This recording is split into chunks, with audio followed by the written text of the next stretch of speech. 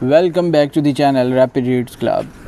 Have you ever thought about why some teachers stay in your memory for years while others are forgotten right after exams?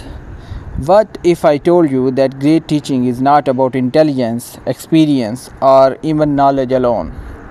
It's about something deeper.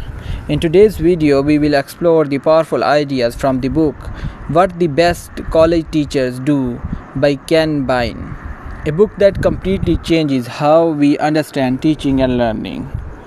By the end of this video, you will not only understand what great teachers do, but also how you can apply these ideas in your own teaching or learning. Before we begin, let's briefly talk about the author. Bein is a leading researcher in higher education. He spent more than 15 years studying nearly 100 exceptional teachers across different universities and subjects. His goal was simple but important: to find out what truly makes a teacher effective. And the result of that research is this book. So, today, first of all, we talk about the short summary of this book and the central idea of this book that is very powerful. Great teachers do not focus on delivering only information, they also focus on transforming how students think, understand, and use knowledge. They move students from memorization to deep understanding. Now, let's explore how they actually do this. So, first key idea of this book is deep versus surface learning. The first and most important idea is the difference between surface learning and deep learning. Surface learning happens when students memorize information just to pass exams. They study, write answers, and then forget everything. Deep learning, on the other hand, happens when students truly understand concepts, connect ideas, and apply them in real life. The best teachers always aim for deep learning. They don't ask students to simply remember facts, but they ask them to explain, analyze, and apply. Because real education is not about remembering, it's all about understanding. The second key idea of this book is about start with learning outcomes. This idea explains that every teacher starts with content. What should I teach? This is a question for the average teachers, but the great teachers start with outcomes, like what should students be able to do. They design their courses backwards, which means first setting goals, then creating assessments, and finally planning lessons. This makes teaching focused, structured, and meaningful. The third key idea of this book is teaching is about understanding. A teacher may speak beautifully, explain clearly, and still fail to create learning. The question arises in our mind: why? Because teaching is not about talking, it is about understanding. Great teachers understand how students think, where they struggle, and what confuses them. They adjust their teaching according to students' needs. This is what makes their teaching effective. The fourth key idea of this book is about critical learning and environment. One of the most powerful ideas in this book is creating a natural critical learning environment.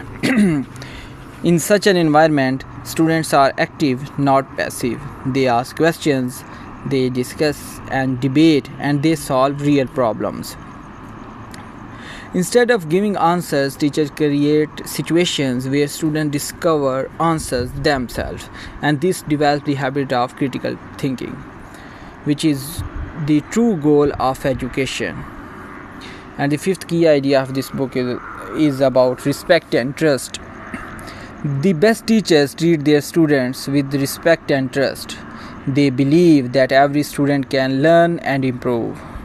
They don't use fear, punishment, or humiliation as a tool. Instead, they create a safe environment where students feel comfortable asking questions and making mistakes. And when students feel safe, they learn better. The sixth key idea of this book is question over answers. This is another important idea. Weak teaching gives merely answers, but strong teaching asks questions. Great teachers use questions to guide thinking.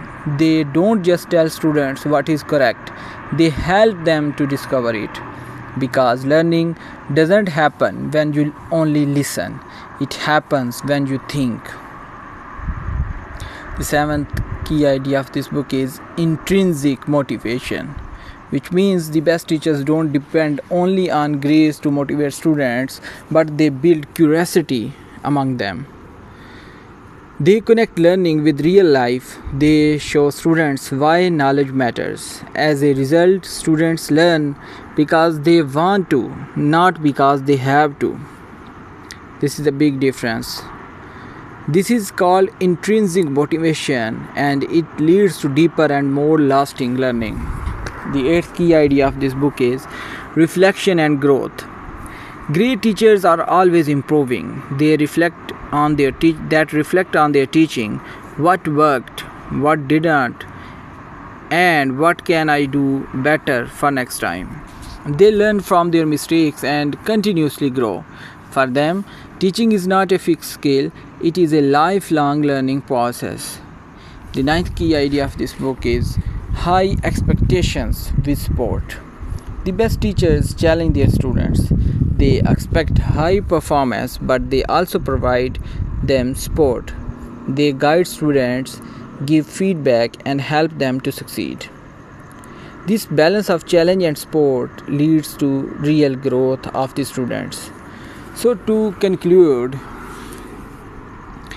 the question arises in our mind that what is the final message of the book? The final message of the book is great teaching is not about covering content. It is all about changing how students think. That is very important. A great teacher doesn't just give information, they create transformation, and transformation is played a very significant role in the lives of the students. So if you found this video helpful, don't forget to like, share and subscribe for more powerful book summaries and ideas.